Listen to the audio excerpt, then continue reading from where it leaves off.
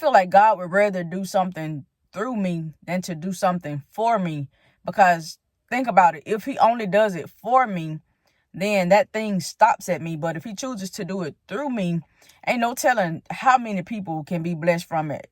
Ain't no telling how much he'll have to give, because it's not just me. It's not only about me. If he's going to do it through me, then he's probably going to give me more than what he would have given if it was only for me. I feel like he looks at us and wants us to be his hands and his feet. I feel like we're the hands and feet of God, because he bless us to be able to go out and give this blessing to that person, give a piece of this blessing to that person. I feel like he blesses us with the intent of using us as vessels for his blessings to flow through. And we go out and bless other people. We keep those blessings flowing through other people.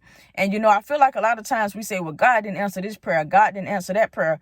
But what if he did answer the prayer, but the blessing got stopped through us because we didn't use that blessing to bless somebody else? What if he blessed us and we chose not to be obedient? Hey, God gave me this, I'm not going to share this. And so that next person may think, hey, God didn't answer my prayer, but actually God did answer their prayer. He answered it through you, but you were selfish, you were self-centered, and you kept that blessing. So that makes your brother, your sister, somebody in your family may say, hey, God didn't answer my prayer, but he did. I'm learning that God is big on why. God is big on purpose. Why do you want this money? Why do you keep praying for this money? Why do you keep praying for a house with 5 bedrooms and it's nobody but you? Why do you want a bank account with $1 million in it? What are you going to do with it? Who you going to bless with it? What's your plan for it?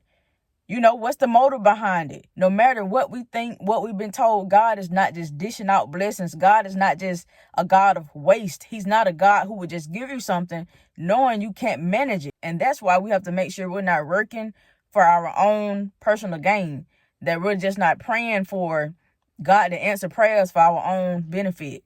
And believe it or not, this might hurt a little bit, but our money is even for others. Now, we don't have to go and give everybody everything we make, but everything God gives us is for us to bless somebody else with a piece of it. And I feel like that could be the reason some of our prayers don't get answered. And then we start feeling, down, thinking God didn't hear it, thinking God won't answer it, start feeling unmotivated and start wanting to quit, So when we make it about us, it's easier to feel unmotivated.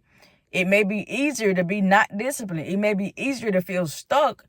But when we make it about, say, your kids, you may get up in the morning and say, hey, I don't feel like going to work. I ain't up for it. But then you look around at your kids and you look at in your refrigerator, you look at the food on your table, and it changes everything, because you got to go out and you got to get it. Because your kids need food. Your kids need somewhere to stay at. You got to do it for your kids, no matter how you're feeling. So it's bigger than you. That's the perfect example. You do it for those that's around you, those that are dependent on you to go out and do what you have to do. And so I found myself praying different, thinking different, going to God in a different way, because if it's not about me, I have to go to him with a different prayer. Lord, bless me so that I can be a blessing to somebody else, not just me focusing on myself. Because when I focus on myself, it's easier for me to quit something. It's easier for me to give up because nobody else is in the picture. But when you put people around you, people that you care about, people who are dependent on you to keep going, people who look to you as an example, people who you influence, you won't quit. You won't give up so easily because those people are dependent on you. So this could be something you may want to think about. It could offer you a new perspective as to why what you've been praying for, you may haven't started seeing it yet.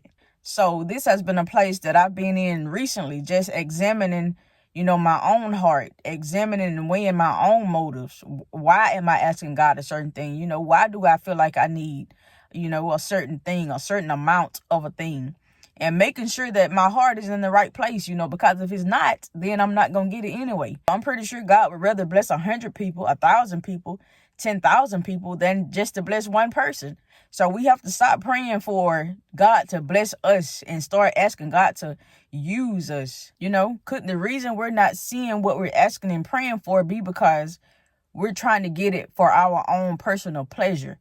And just newsflash, God cares more about us fulfilling our purpose on this earth than he does care about us fulfilling our pleasure on this earth. And that's truly what's going to set you apart and keep you going and keep you growing. So the next time you get ready to start something, a brand, a business, or just start anything, do anything, keep that in mind. It's bigger than you. It's always more to the story than just you. Other people in your story, families in your story, your church is in your story, your friends and, people around you is in your story. So it's just not about you. God chooses to bless you to bless others. So if you got some value from this video, make sure you like, comment, subscribe, and I will see you in the next one.